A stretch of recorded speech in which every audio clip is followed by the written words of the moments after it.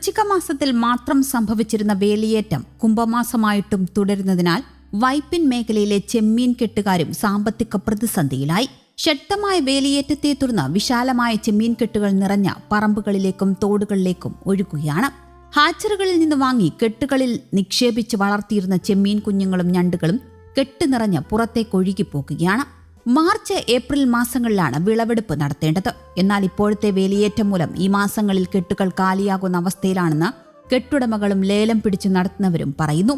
April 15 വരെ മാത്രമാണ് ചെമ്മീൻ കൃഷി നടത്താൻ നിയമം അനുവദിക്കുന്നത്. അതിനുശേഷം ചെമ്മീൻ കെട്ടുകൾ പൊക്കാളി കൃഷിക്കായി രൂപപ്പെടുത്തണം. മാർച്ച് ഏപ്രിൽ മാസങ്ങളിൽ ചെമ്മീനുകളും മീനുകളും ഞണ്ടുകളും പിടിച്ചു വിൽക്കുന്നതിൽ നിന്നാണ് 6 മാസ കാലാവധിയിൽ ചെലവെല്ലാം തിരിച്ചുപിടിച്ച് കർഷകർക്ക് എന്തെങ്കിലും മിച്ചം പിടിക്കാൻ കഴിയുന്നത്.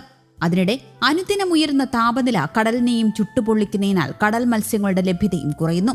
ഇതോടെ ജില്ലയിൽ മത്തി, അയല, ചെമ്മീൻ തുടങ്ങിയവയ്ക്ക് വില ഉയരുന്നു. കടൽ മത്സ്യങ്ങളുടെ വരവ് കുറഞ്ഞതായി കച്ചവടക്കാരും പറയുന്നു. പ്രതിദിനം 700 മുതൽ 800 പെട്ടി മീൻ എത്തിയിരുന്ന പാലക്കാട്ടെ മത്സ്യമാർക്കറ്റിൽ ഇപ്പോൾ എത്തുന്നത് അതിന്റെ പകുതി മാത്രം. കഴിഞ്ഞ ആഴ്ച വരെ 80 രൂപയുണ്ടായിരുന്ന മത്തിക്ക് നിലവിൽ 100 മുതൽ 120 രൂപ നൽകണം. നേരത്തെ വലിയ മത്തി ധാരാളം വന്നിരുന്നെങ്കിലും ഇപ്പോൾ കുഞ്ഞൻ മത്തിയാണ് ലഭിക്കുന്നത്. 120 രൂപയുണ്ടായിരുന്ന അയലയ്ക്കിപ്പോൾ 200 മുതൽ 240 രൂപയുണ്ട് വില. ചെമ്മീൻ 400 മുതൽ 450 രൂപയും ആവോലിക്ക് 600 മുതൽ 700 രൂപയും വലിയ മാന്തളിന് 200 മുതൽ 250 രൂപയും വിലയുണ്ട്.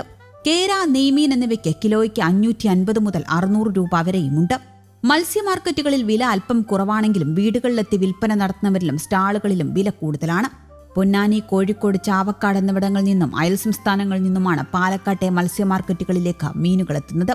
പാലക്കാട് മാർക്കറ്റ് റോഡിലും കൊടുവായൂരിലുമാണ് പ്രധാന മാർക്കറ്റുകൾ. കടൽ മീനിന്റെ വരവ് കുറഞ്ഞതോടെ അണക്കെട്ടുകളിൽ നിന്നുള്ള മീനുകൾക്ക് ആവശ്യക്കാരേറെയുണ്ട്. മലമ്പുഴ അണക്കെട്ടിലെ മീനുകൾ ഫിഷറീസ് വകുപ്പിന്റെ സ്റ്റാളുകൾ വഴിയാണ് വിൽപ്പന നടത്തുന്നത്. ഇതിനു പുറമെ പുഴമീനുകൾക്കും ഡിമാൻഡുണ്ട്. വാള, സിലോപ്പിയ എന്നിവയ്ക്കും ആവശ്യക്കാരേറെയാണ്.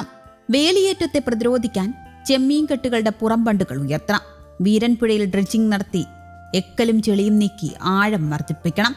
തോടുകളിൽ മാലിന്യവും ചെളിയും നീക്കി നീരൊഴുക്ക് സുഗമമാക്കണം. വർഷം മുഴുവൻ മത്സ്യകൃഷി നടത്തുന്ന കെട്ടുകളും വൈപ്പിൻ ദ്വീപിലുണ്ട്. കരിമീൻ, പൂമീൻ, തിരുത തുടങ്ങിയ മത്സ്യങ്ങളെ വർഷം മുഴുവൻ വളർത്തുന്നുണ്ട്. കെട്ടുകളിൽ വെള്ളം കരകവിഞ്ഞാൽ ഏറെ നാശം സംഭവിക്കുമെന്നതും ഇത്തരം വർഷക്കെട്ടുകളെയാണ്. വേലിയേറ്റം മൂലം തന്റെ കെട്ടുകളിലെ തിരുത മത്സ്യങ്ങൾ മുഴുവൻ കഴിഞ്ഞ ദിവസം ചത്തുപൊങ്ങി. ഫിഷറീസ് വകുപ്പിൽ നിന്ന് ലൈസൻസ് എടുത്താണ് മത്സ്യകൃഷി നടത്തുന്നത്.